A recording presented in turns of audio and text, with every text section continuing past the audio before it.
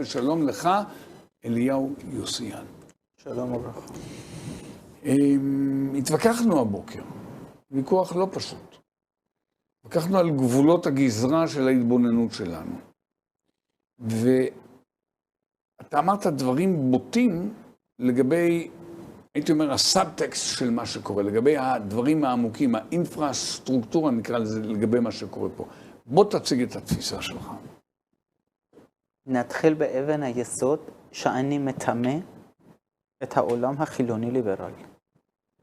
אני חושב חילוניזם, ליברליזם זה סרטן בגוף האומה היהודית ולאומיות היהודית. על זה בנישות דיברנו בתוכניות הקודמות, אבל אף פעם לא התעמקנו בזה. ועכשיו לצערי הרוב... במכוון שתדע לך, לא רציתי להיכנס לזה. ועכשיו לצערי הרוב זאת ההזדמנות. בסדר.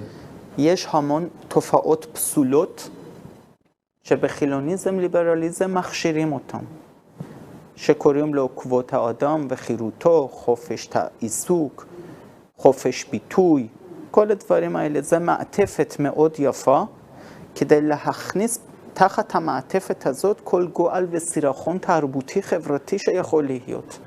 לצורך הדוגמה, יש חופש עיסוק.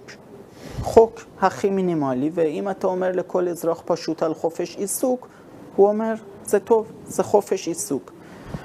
אבל מי יודע שבמדינת ישראל, תחת חופש עיסוק, זנות זה תעשייה חוקית. לכל דבר ועניין. אגב, לא נכון, שתדע לך. אני מגיע לזה. הוציאו את הזנות מהחוק? לא. תן לי להשלים, לא.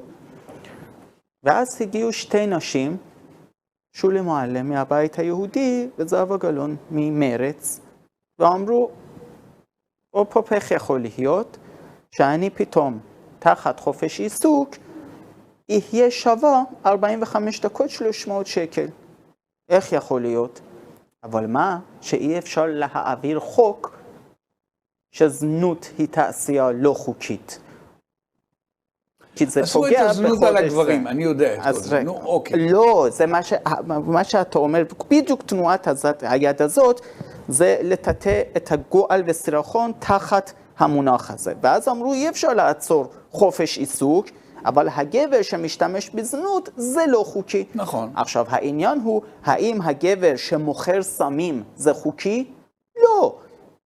אז למה שהאישה שמוכרת גוף זה חוקי? אז העיקרון שדיברנו מאחורי הקלעים, אם העיקרון למכור זה לא חוקי, אז למכור גוף זה לא חוקי.